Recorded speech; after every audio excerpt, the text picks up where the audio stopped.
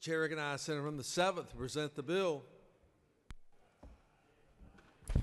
Thank you, Mr. President. Ladies and gentlemen of the Senate, I bring before you Senate Bill 348 on this afternoon of pro-law enforcement, pro-blue legislation that we're going to have here this afternoon. Senate Bill 348 does a couple of things. As many of you know or are aware, over the last couple of years, a lot of our technical colleges have instituted campus police in a lot of the areas across our state.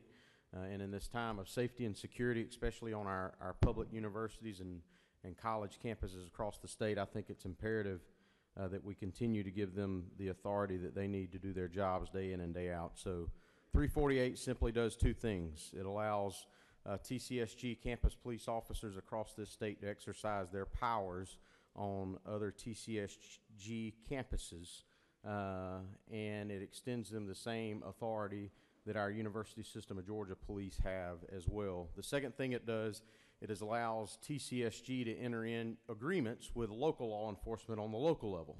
So whether that be a county police department, a sheriff's office, or a municipal police department, they can enter in an agreement with them to provide services in that city if they're needed for backup, and vice versa. If the locality is needed for backup on the college campus, they can provide that service there as well.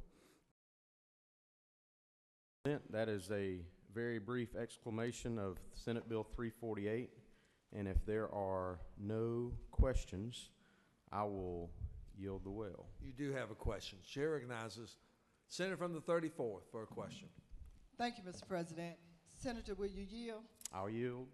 And I'm sure I may be way off base, but we have SROs in public schools, and when we start talking about these additional entities, yes, I know it doesn't speak to that in here, but where are they in terms of law enforcement? Because it's my understanding they are peace officer trained as well. Yes, that is correct. So SROs, school resource officers, are either an employee of a school system police department, or they are an employee of a local municipal police department, county police department, or a county sheriff's office. Those individuals are employed by those agencies, and they have the authority given to them by the agencies in which they're employed by. Does that answer your question? Almost. Okay. In addition, you mentioned additional law enforcement when you were talking about these. My question is, could they then, if they needed to use SROs, would they be included in the need if the situation arose? So school resource officers, as an employee of a local sheriff's office or a local county office, or local county police department or municipal office, they have the ability, I'm assuming you're referring to the mutual aid agreements? Okay, exactly. All right. So they have, because they're an employee of that county police force, or they're an employee of the sheriff's office, or they're an employee of the local police department, they have the ability, if they're needed, because they have that jurisdiction because of their employment, they have the ability to do that without a mutual aid agreement. In regards to the school police departments, I can't answer the question whether or not there's mutual aid agreements between them, because I'm not familiar with that, but I am sure that those agencies work together to make sure that they're providing the services needed, and if backup's needed, that they're working through that and working on that. Thank you. Yes, ma'am. Chair recognizes Senator from the 56th. Thank you, Mr. President. Will the chairman yield? I'll yield to the thank you for your distinguished great public work. safety chairman. Yes, sir. Thank you for your great work, Mr. Chairman, on this bill. And following up with the previous senator, isn't it true that in most cases, agencies that are next to each other work in concert and will have their officers both cross-sworn as well as intergovernment agreements so they can assist each other in their time of needs? That is correct. And Senator, if I could ask you another question, if you'll yield. I'll continue to yield. Isn't that of a great assistance in today's environment that we would have yet more collaboration, and in time of a crisis, we would have our finest in Georgia able to rally around and support and help each other? I agree with that, Senator. It is imperative upon us to make sure that they have the resources they need to continue to provide what I would argue is the the most highest duty of government, and that's to provide public safety for its citizens and security. Thank you for your great work Yes, on this sir. bill, Senator. Thank you. Chair recognizes Senator from the 46th, Majority Leader. Thank you, Mr. President. Will the Senator yield? I'll yield to the majority leader. Mr. Chairman, I have discussed with you earlier an amendment that would shorten the distance of this jurisdictional limit Yes, sir. to 500 feet from the campus lines rather than 500 yards. Yes, sir. Is that a reasonable compromise, or do you have a viewpoint on that? I don't want to upset your bill. You're fine. To the leader, I have no issue with the amendment. I understand that you were working on an amendment, and we had discussed that earlier. I'm not sure if you have that amendment. It's being distributed. We're working on the amendment. Okay. I have no issue with the amendment, and I would encourage my colleagues to support the majority leader's amendment. Just want to make sure it was a friendly amendment. And It's a friendly amendment. Yes, sir. Problems that I didn't anticipate there. Thank you. The amendment will be placed up on the screen for everyone to see. No further questions, Thank you, Senator. Mr. President. I yield to Will. Secretary will read the amendment. Amendment 1 by Senator Cowser to the 46th until later the 19th offers the following amendment. Amend Senate Bill 348 by replacing lines 1 through 3 with the following. To amend Title 20 of the OCGA relating to education so as to revise the arrest powers jurisdiction of the campus policemen and other security personnel of the university system, revise the powers of arrest of campus policemen who are regular by redesignating sections 3 and 4 as sections 4 through 5 respectively, replacing lines 13 through 14 with the following. Title 20 of the OCGA relating to education is amended by revising Code Section 2372 relating to arrest powers of campus policemen and security personnel as follows. 2372. The campus policemen and other security personnel of the university system who are regular employees of the system shall have the power to make arrests for offenses committed upon any property under the jurisdiction of the Board of Regents and for offenses committed upon any public or private property within 500 feet of any property under the jurisdiction of the Board. Section 2. And for other purposes. That concludes the order. Chair recognizes the Senator from the 46th. Speak to amendment number 1. Thank you, Mr. President. Senators, this is an attempt to keep the technical college police forces on the same par with the university system police departments. Current law now lets, say, the UGA police or any university system campus police department to have jurisdiction within the campus and up to 500 yards away from the campus. So you're looking at almost a third of a mile away from a campus. Now, the idea of having your police force is to keep your students safe, to enforce the laws on school property, and it seemed to me that was too large of a cushion to let them be leaking over into other municipalities or county territory. That's particularly important in Athens because on our campus we have, the vet school is several miles away from main campus, the medical school is several miles away from the main campus, President's home is, and there are lots of places. I think you've probably been to conferences or whatnot at Lucy Cobb Institute that are, up by the varsity, even in Athens, those of you familiar. So you have these zones with 1,500 square feet, circumference around them where the law enforcement University of Georgia is able to be enforcing any state law. These are sworn law enforcement officers. And so all this does is reduce the 500 yards to 500 feet, which is certainly a large enough buffer, I think, to let them apprehend wrongdoers that are near the campus property. And it just applies not only to the technical colleges, which this bill addresses, but also applies to any other university system police force. I'm happy to yield for any questions if there are any, and I understand the author of the bill is in agreement that this is a wise change. There are no questions, Senator. Thank you very much. I yield the will.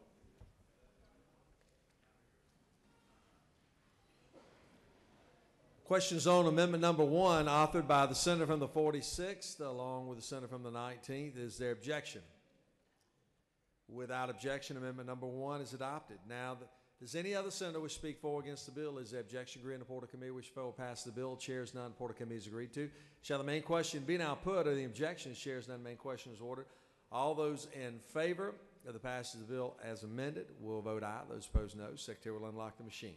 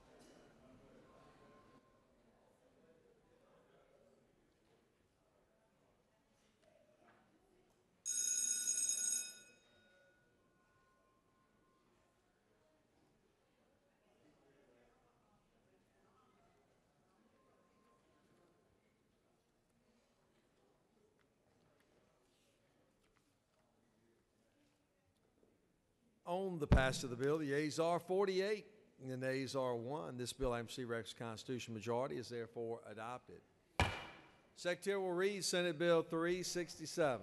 Senate Bill 367 by Senator Kirk the 13th and others, a bill we titled an act to amend Code Section 45985 of the OCGA relating to payment of indemnification for death or disability, procedure for making payments, and appeal so as to provide for the option of payment to an estate in the case of death suffered in the line of duty by a law enforcement officer, firefighter, emergency medical technician, emergency management specialist, state highway employee, or prison guard, and for other purposes. That concludes the order. Chair recognizes the distinguished senator from the 13th. Present the bill.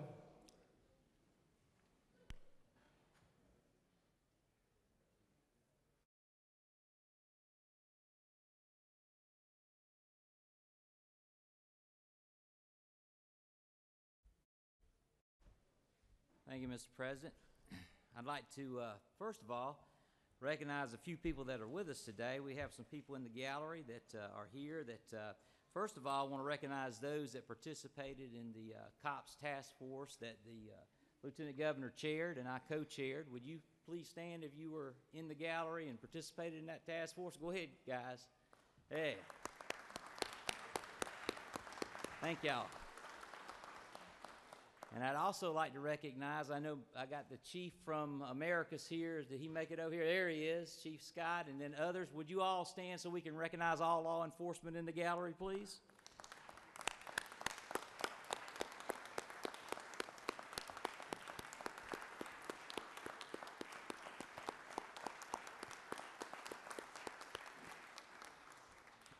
Thank you all. Thank you all. You know, law enforcement is a very difficult job, and we hear more and more about what's happening in our communities. In 2017, in our country, there were 128 law enforcement officers killed in the line of duty. In 2018, 16 more have been killed in the line of duty. Listen to this. 8 officers have been killed in the line of duty in the first 2 weeks of February. One of those officers is right here in Georgia in Henry County. It's a very serious profession. It's a very serious job. It's a very trying job and getting more and more difficult as time goes on. In comparison, just so you know, 33 members of our armed services were killed in action in 2017. 128 law enforcement right here on our own homeland, and 33 members of our military abroad. I'll tell you, my youngest son went into the military this year, and he has completed his basic. He's in the middle of airborne right now. He'll be going on to Ranger School. And when I tell people about how it feels to be a father of someone in the military, I tell them this is the only way I know to describe it. It's the most proud I've ever been of my son making that decision to defend his country and to stand for the rights of this country. And it's the most terrified I've ever been at the same time. That's the only way I know to describe it. But then when I look at statistics like this, I believe I would have those same feelings if any of our boys, we've got 6 of them, chose law enforcement as their profession. So thank you again, guys, for what you do. The ladies and gentlemen that wear the uniform and wear the badge, we appreciate you keeping law and order here. We talked about a lot of things in the COPS task force. The average salary of a law enforcement officer in Georgia is $40,770. The average starting salary of a deputy in Georgia is below $32,000.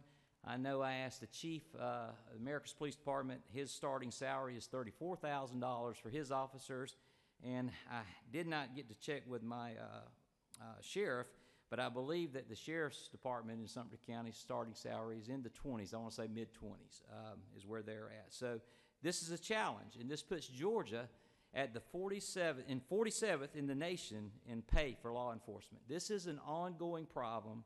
It's a problem that's been kicked down the road for many, many years, and I'm proud to come before you today with this first bill, but there are 4 bills that came out of the work that this COPS task force did. And I also want to recognize my fellow senators that also participated in the COPS task force. I won't call them out. I think they were mentioned earlier this morning.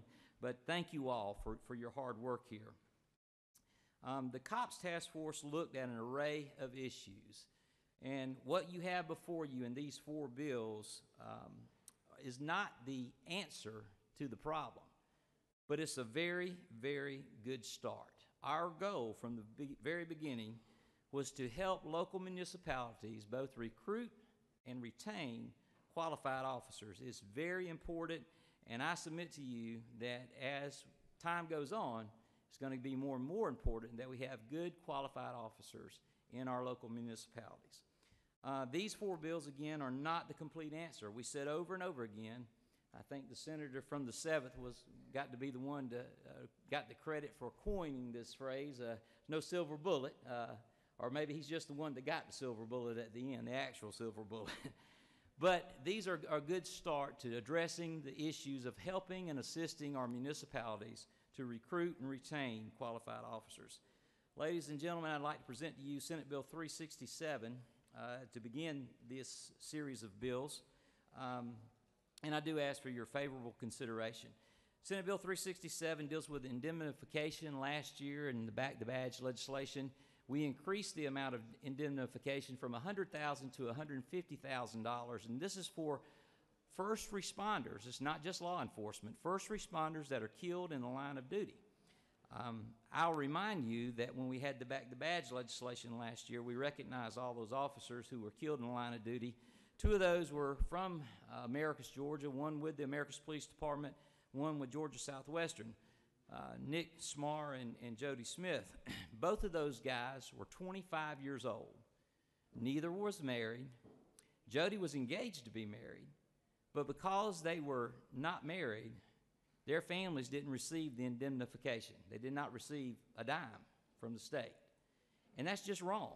So what this bill does, it just corrects this. Now, if a young officer like this is killed in the line of duty and is not married, this indemnification, this money, and listen, there's no amount of money. If it was a $1.5 million, I don't care what it was, there's no amount of money that can heal the pain and the hurt that those families go through. But I think it's only right that we as a state offer to these officers who happen to not be married, that get killed in the line of duty, to offer to them and their estate this indemnification. And that's what this bill does. You'll see on line 16 and then again on line 20, it addresses this issue and fixes that gap that was a problem. And this is one of the things that came out through the COPS task force, the discussions that we had. Ladies and gentlemen, I ask for your favorable consideration and your vote for this bill. Mr. President, if there are no questions, I'll yield the well. Thank you, Senator. There are no questions. Thank you.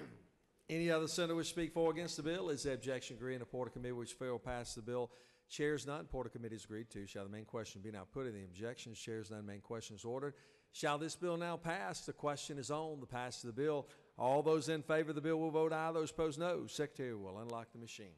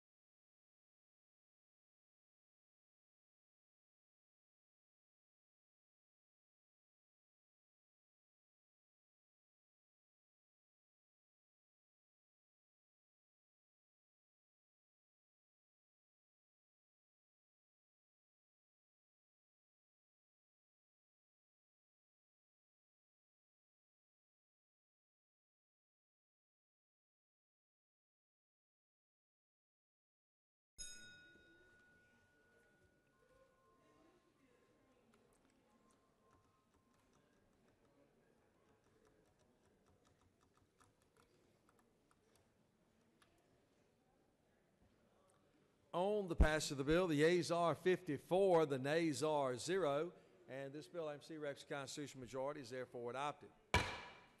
Secretary now will read Senate Bill 368.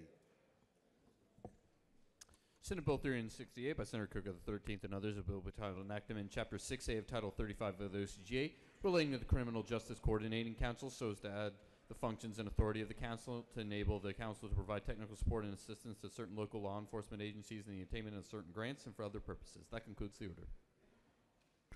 Chair recognizes again the distinguished senator from the 13th to present the bill. Sumter County.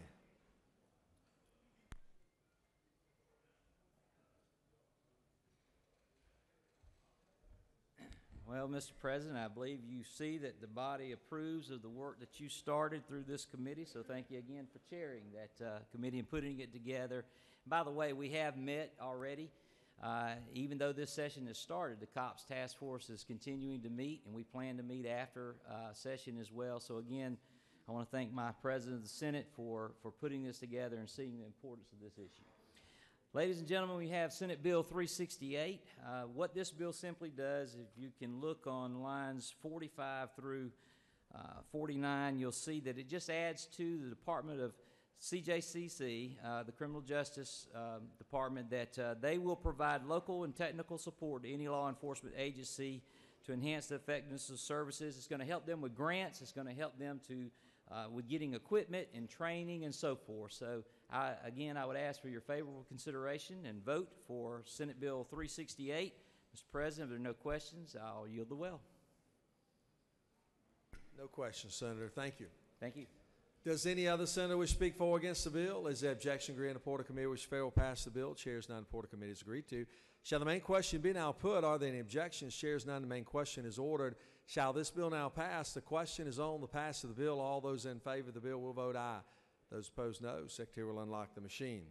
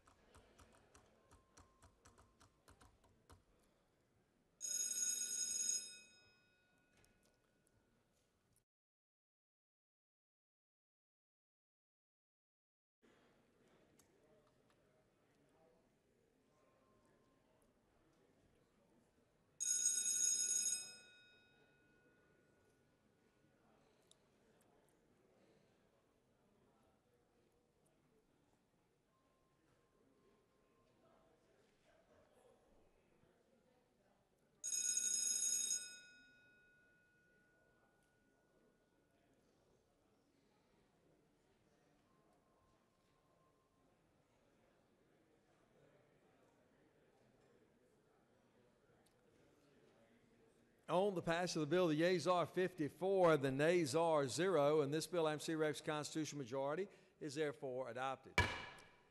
Secretary now will read Senate Bill 369.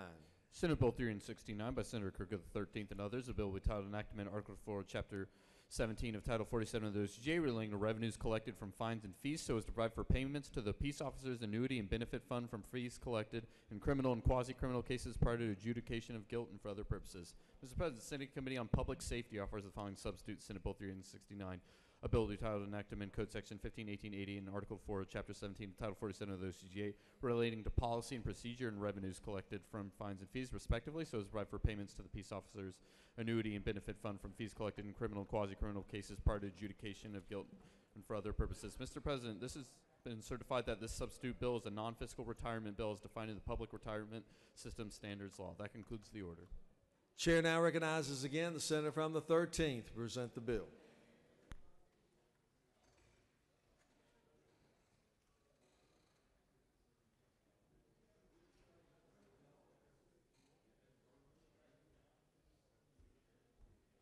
Mr. President, those are strong numbers. I hope our friends in the chamber across the way are paying attention to what's happening with this bill, and I hope we continue the support from this body for all of these bills. Ladies and gentlemen, I bring before you Senate Bill 369. This deals with funding for the Peace Officers Annuity Fund that is their retirement.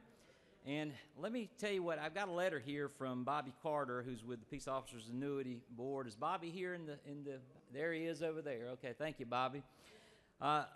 When we went through criminal justice reform in our state, one of the things that we've done is created drug courts, family courts, mental health courts, etc.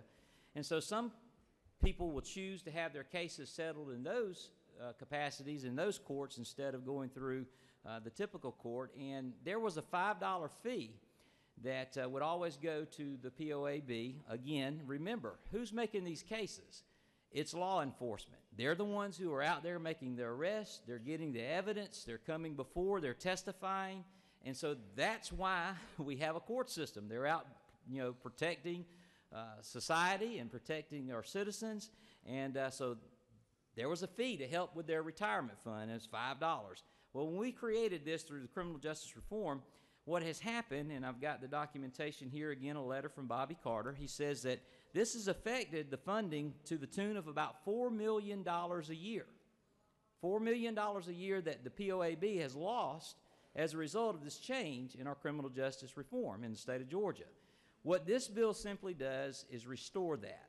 What it says is that, okay, you may have your case heard in one of these alternate courts, but you're still going to pay that $5 fine. Now, there's been a lot of discussion about this. Where does that $5 come from? Is it an add-on? It is not an add-on. Currently, the municipalities are setting those prices of whatever they charge for those cases, and they have the leeway to go up to $1,000 per offense, my understanding. Most of them, the report that we got back, is that they're charging around $500. I have heard in testimony in committee that some counties would not add $5. They would just take the $5 out of the $500 they're already collecting and send that on to the POAB, as it would have been had we not had the criminal justice reform and created these alternate courts, which I am a fan of, by the way. But I do think we just missed this part that, oh, by the way, POAB is being left out. So we're not taking care of our peace officers' annuity, and we need to restore that, again, to the tune of around $4 million per year is their loss of funding. So I, once again, would ask that you would support this bill. I ask for your favorable consideration and your vote for Senate Bill 369. I'll make one other comment. The only change that was made is we decided that this needed to be uniform in collection. So in committee, we made it collected by the clerk of court. So that's the change. That's why there's a substitute. Mr. President, if there are no questions, I'll yield the well. You do have one question. Okay. Chair recognizes Senator from the 19th for a question. Thank you, Mr. President. Senator Yield. I will. Senator, just to make sure I understood you correctly, this $5 was previously collected before we went through the criminal justice reform measures, correct? That's correct. So all this does is closes the loophole that we accidentally created by opening up the criminal justice reform, right? Exactly. Okay, thank you so much. Thank you. No further questions, Senator. Thank you. I yield the well. Questions on the adoption of the committee substitute. Is there objection? Without objection, committee substitute is adopted. Now, does any other senator wish to speak for or against the bill? Is there objection? Agree in the report of committee which failed pass the bill. Chairs none. The report of committee is agreed to. Shall the main question be now put? Are the objections? Chairs none. Main question is ordered. Shall this bill now pass? The question is on the pass of the bill. All of those in favor of the bill will vote aye. Those opposed, no. Secretary, unlock the machine.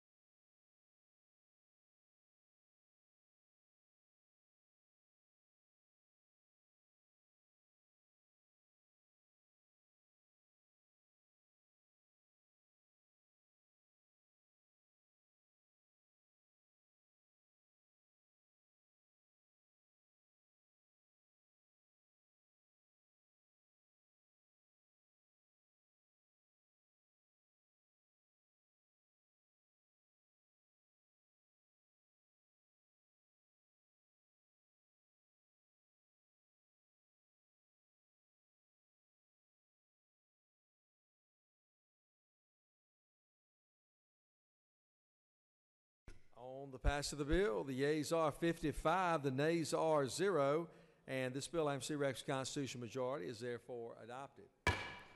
Secretary will read Senate Bill 366. Senate Bill 366 by Senator Gooch of the 51st and others, a bill entitled an act to amend Title 36 of the OCGA relating to local government so as to require counties and municipal corporations to perform wage and compensation studies for employees of the Sheriff's Office and law enforcement agencies, to require certain agreement and consultations with sheriffs and chief executives of law enforcement agencies of the county or municipal corporation in conducting such studies, to guide the establishment of pay scales and for other purposes. Amendment 1 by Senator Gooch of the 51st and Kirk of the 13th offers the following amendment. Amend Senate Bill 366 by replacing lines 2 through 9 with the following. So as to require counties and municipal corporations to complete salary surveys for every employee of the Sheriff's Office and law enforcement agencies, provide for definitions, to require certain consultations with sheriffs in conducting such surveys, and for other purposes. That concludes the order.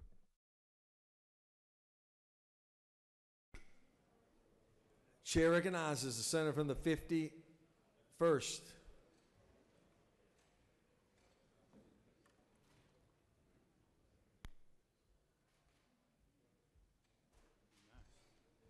Thank you, Mr. President. I too want to echo the comments that the senator from the 13th mentioned earlier. And it's great to see all of our law enforcement friends up in the gallery today, and we appreciate the hard work that you do on a daily basis in keeping our citizens and our families safe at home while we're down here conducting the business of the citizens of Georgia. It is alarming to know that 128 law enforcement officers were killed in the line of duty last year, and it's also troubling that we lose members of our armed forces on a daily basis in combat.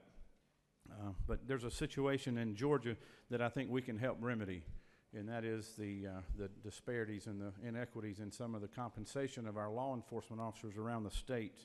On your desk, you'll see a couple of maps that we put out earlier today. The one dealing with the deputy starting salaries and also the jailer's starting salaries. Those are numbers that came from our task force work that we did over the summer and the fall. I would encourage you to look at those numbers and look at the pay for the deputies and the jailers in the areas that we're really focusing on are in the areas that are considered Tier 1 counties. If you look at the Tier 1 map that's also on your desk, you'll see the gray counties, the counties that are shaded in gray. There are 71 of those counties that are considered Tier 1 counties. And the criteria for that is based on the counties with the highest unemployment rates and also the lowest per capita incomes. These are counties that have a very low tax base. These are counties that some are losing population daily. These are counties that have little to no economic development opportunities coming to them, and these are things that we're working on here in the Senate and over at the House over the last 12 months. Both chambers have worked on these rural issues.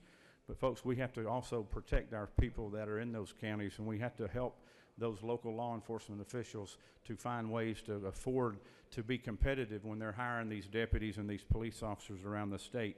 So SB 366 is one more bill, and it's our last bill of the day that deals with this issue that we worked on for so long with the guidance of our Lieutenant Governor and the members of the task force, along with the members of local governments. The folks from ACCG and GMA have worked with us tirelessly. We have come up with a good amendment that's here today, and I think they support the amendment. And so I'm going to just address the bill in a summary, and then I'll turn the floor over and let you ask questions if you have any. Basically, what SB 366 does is it requires counties and cities to do a wage survey and a wage study of what they're paying their local law enforcement officials. The amendment requires them to put this information into the database through the Department of Community Affairs, and then the Department of Community Affairs would turn around and create the reports and do the studies so they could send that information back to the local governments, and then the local governments would have to make a decision on what they can afford to pay their local law enforcement officials. The bill does require them to adopt a guidance pay scale. It's not a binding pay scale, but it is a guidance pay scale that would help them to guide them forward into the future on how to bring their salaries up to a competitive wage, and especially in those areas that we know they're so low. In addition to that pay scale, we would ask that the grant programs be created to help these Tier 1 counties. This map that you see would allow these 71 counties to apply for some grants through the Department of Community Affairs. All of these grants will be subject to appropriations through the General Assembly on a yearly basis. The criteria for that would be that they would have to be located in Tier 1 county. They would have to have an adopted and maintain a pay scale, and that the local government would have to show the financial need for that grant, just like they do any other grants. We have hundreds of grants in our state budget and also in our federal budgets that local governments apply to every year. With our help, we also encourage those local governments to apply for those, because those are grants that are helping the counties that are in the most need. There is a sort of a stick in the bill that says if the counties and cities do not perform the wage studies on a yearly basis and submit the actual pay data to the DCA, who in return will bring the reports back to the local governments, then they would lose their qualified local government status. Only if they don't submit what the actual officers are being paid would they lose that QLG status. Mr. President, that's a quick summary of the bill, and I'd be glad to entertain any questions. You do have a couple questions. Chair recognizes Senator from the 3rd for a question. Thank you, Mr. President. Does Senator yield? I do. Senator, so then is this set up as a grant program? The grant program will be administered through the Department of Community Affairs. Yes, sir. Do we have any numbers on how much funding is available for the grant? That would be subject to appropriations, so that would have to be negotiated in the process. Will this help these counties that will train officers only to see them hired away by another area that can pay more money? Attrition's a big problem today. There are literally hundreds of vacant positions in our sheriff's departments and our police departments around the state, and we created part of that competitiveness when we increased the salaries of our state troopers 2 years ago. A lot of those sheriff's departments and police departments at the local level lost some of their employees. They came to work for the state patrol because of the higher pay. So yes, we're going to continue to lose more and more officers if we can't compete with the communities around us and the state agencies that compete for our employees. Thank you, Senator. Chair now recognizes Senator from the 40th for a question.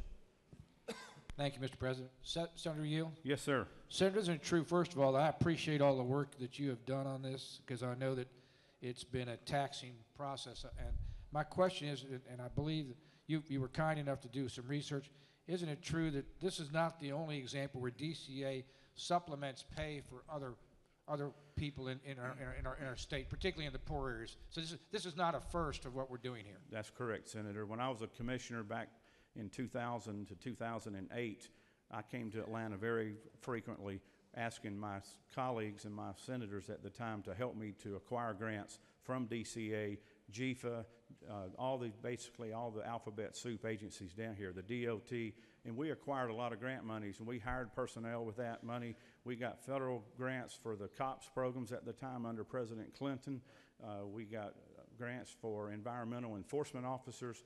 There's a lot of training grants that were available at the time and still are today, and equipment and so forth and so on. I have a list I could go over, probably 24 to 30 different grant programs that exist today. Again, thank you very much. Yes, sir. Thank you for the question. Chair now recognizes Senator from the 27th.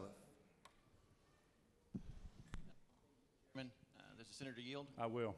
Just again, a quick question about the fund that's going to be set up. You mentioned that it's going to be through the appropriations process. Is that correct? That's correct. So is it also fair to say that there is no guarantee that any funds will be appropriated? It might be the intent and the jest, but there's no guarantee that anything will be appropriated. Well, it's up to this body, and of course, Senator, you're one vote out of 56, so I would encourage you to vote for that budget when that budget comes across your desk in a few weeks. So the intention that right now, with the President standing behind me and the leadership in the Senate, that we intend to put those funds in the budget. I can't tell you how much the dollar amount will be, but I think the first year would be more of a smaller number. We can get our feet on the ground and begin running the program forward. And then as we see the demand increase for it, then I think we have to take a serious look at adding more and more money to that program as we go forward. So I would appreciate your support on that when the time comes to vote for the budget. All right, thank you. So again, there is no guarantee, though. There's no guarantees we're going to live past tonight. All right, thank you.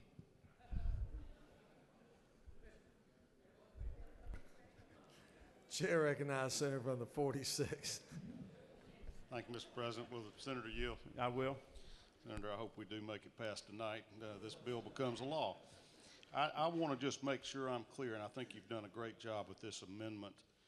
The original version of your bill required all of these different communities to do essentially a salary study on law enforcement, maybe incur thousands of dollars with consultants to do that. And your version now, they just send the data, tell the DCA what their salaries are, and then they do the study and do all the work and incur the cost in compiling that data. That is correct. Some counties already do a professional survey and study through outsourcing, either through Carl Vinson Institute or they hire their own HR firm. But this bill was changed and amended to where now the only requirement is for the local governments to submit actual pay data on their employees of those law enforcement agencies to DCA. DCA will compile the data, they'll conduct the studies, and then they'll send those studies and those report findings back to the local governments to work with the sheriffs and the chiefs of the police and the community. This is something that the community will want to embrace, and they'll want to come and talk to their elected officials about the need for funding their law enforcement salaries in their communities. Fantastic. Thank you, Senator. There are no further questions, Senator. Thank you, sir. I yield the will. Chair now recognizes Senator from 27th to speak to the bill.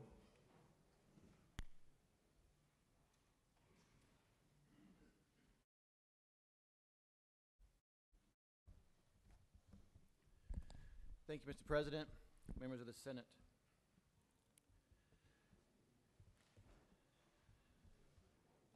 I first want to thank our law enforcement officers for the sacrifices that they make every single day defending the people of Georgia, and how much I respect the job that you do. And because of that respect, I feel compelled to rise today and talk very directly and very boldly about this bill and about what is going on here in the state of Georgia. First, we've already heard the senator from the 13th talk about how Georgia is ranked number 47th when it comes to law officers' pay raise or pays. We've also been told that this is not the answer, that we've known about this problem for many, many years. In fact, in committee meeting, when the peace officers annuity gentleman was there talking, he talked about how this has been an issue for decades. This bill, some have called it a gimmick, because what this bill does is it requires the counties to report how much their law enforcement officers are being paid so that DCA can then come back and say, you know what, you're not paying them enough. Well, let me tell you, we already know that. There are currently 3,200 law enforcement officers currently on food stamps. We don't need DCA or any reports up to DCA to tell us that. Y'all work with them. Y'all experience this every single day.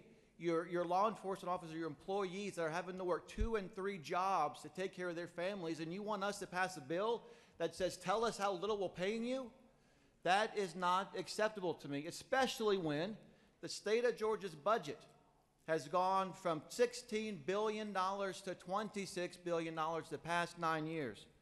I want to report just a few numbers. In 2010, our budget was $16,251,000. This year, it's $26,032,000.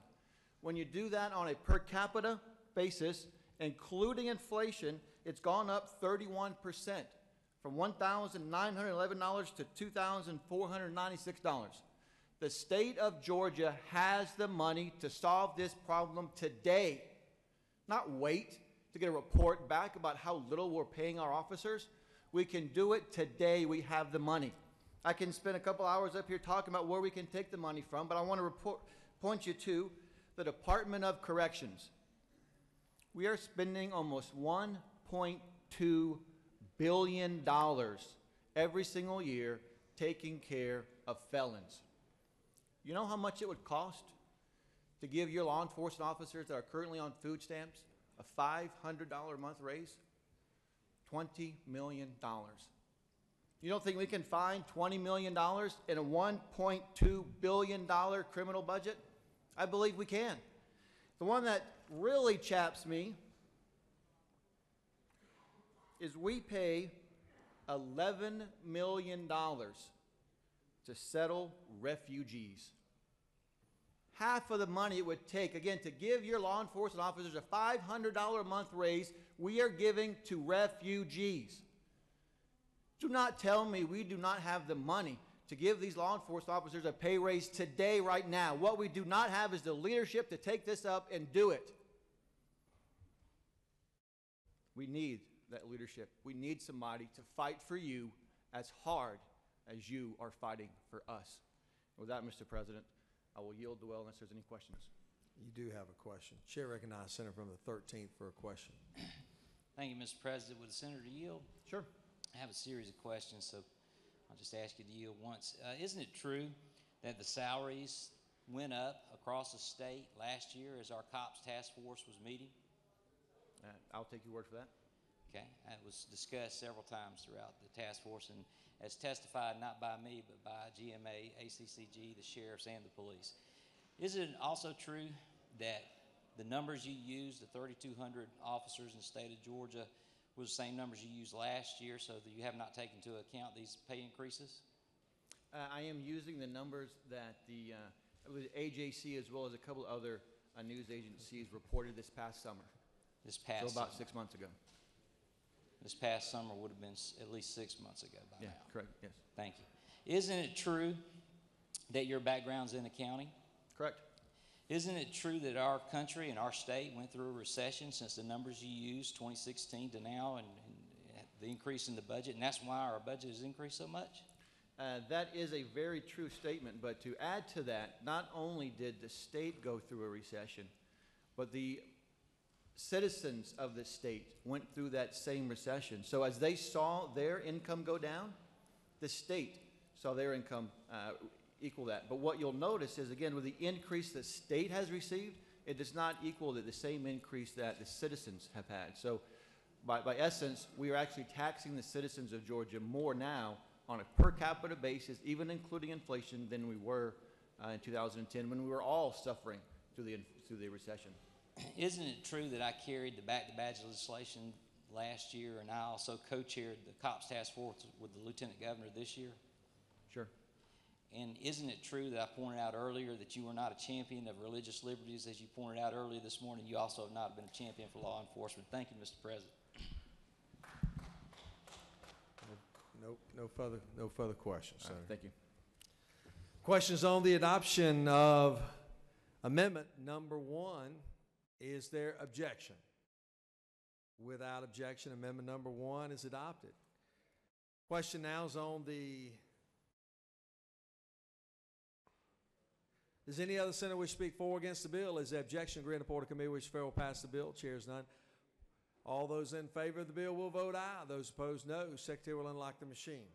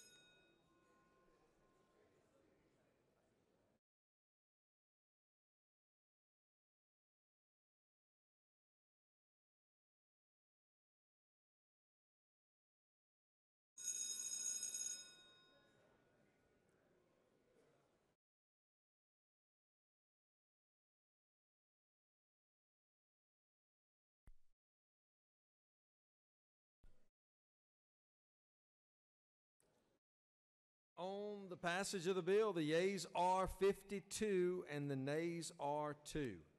And this bill, AMC reference constitutional majority, is therefore adopted. We appreciate very, very much all of our local law enforcement officers, certainly up in the gallery. Please stand so we can recognize you and express our appreciation for all that you do every single day. Every single day.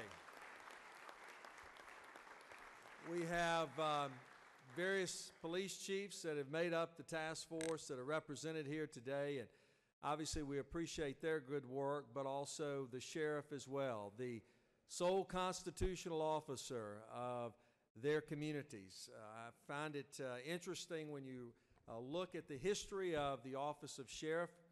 It is in Old English Shire reef, and reef is the keeper of peace, whereas shire is the protector, and they do it each and every day, and it is not for money.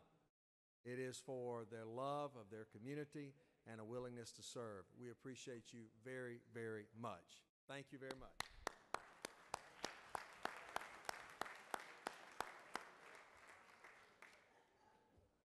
Chair recognizes Senator from the 1st.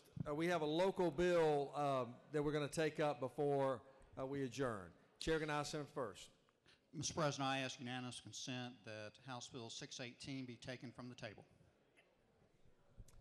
Is there objection? Without objection, the bill will be removed from the table. Secretary will read House Bill 618, local bill. House Bill 618 by Representative Petraea of the 166, a bill to be entitled an act to incorporate the city of Skidaway Island for other purposes. Amendment 1 by Senator Watson of the First and Others offers the following amendment. Amend House Bill 618 by striking at the lines end of line 236 and inserting in lieu thereof, except for the initial election under this charter at, and by striking lines 718 through 733 and inserting in lieu thereof the following. C1.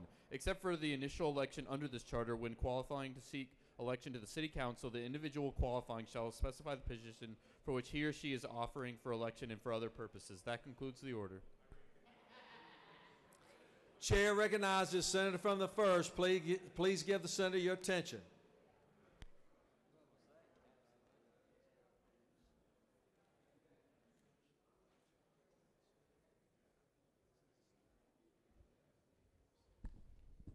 Thank you, Mr. President. I'm here before you today to present the bill incorporating Skidaway Island. This has been a grassroots effort that's been going on for the past couple of years. It's actually been studied 3 different times. Skidaway Island is self-contained. That is what is only relating to this particular area. It is the Landings Association, Modena, South Harbor, Green Island Road, and the Marshes Retirement Community. This area is now unincorporated Chatham County. As I said, this has been studied by Georgia State, Andrew Young School of Government. And yes, it is confirmed that it is less expensive. There's more local control, and it's very easy to meet the criteria related to cityhood. There have been 5 town hall meetings in the off season, so to speak, and I've attended those, at least 3 of those, and there was at least an 80% overwhelmingly positive response that they want the right to vote. So without that, I'll be happy to expound on it further, happy to answer questions. No questions. But Mr. President, I will be happy to entertain questions. No questions. Oh, no questions. Yeah. Ask for your favorable consideration. Thank you. Questions on the adoption of the amendment. Is there objection? Without objection, the amendment is adopted.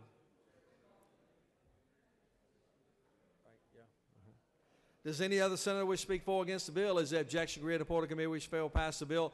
Chairs none. Porter Committee is agreed to. All those in favor of the adoption of the bill as amended will vote aye. Those opposed, no. Secretary, unlock the machine.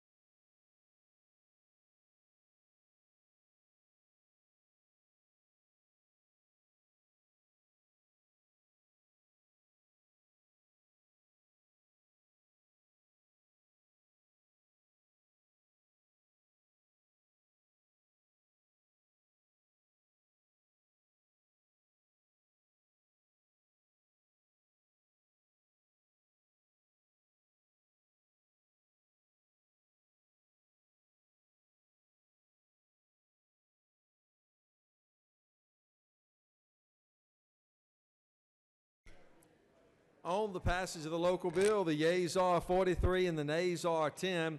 This bill, MC Rex constitutional majority, is therefore adopted. Chair recognizes the majority leader.